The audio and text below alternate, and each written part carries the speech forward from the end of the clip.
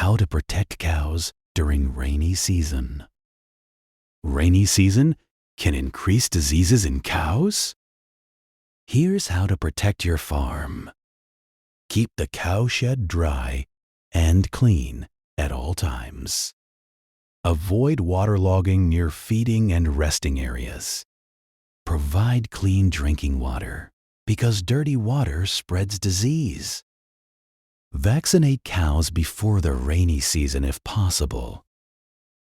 Watch for signs of fever or infection during wet weather.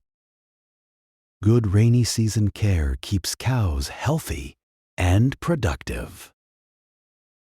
Follow Mike Cow Farming Tips for more useful farming advice.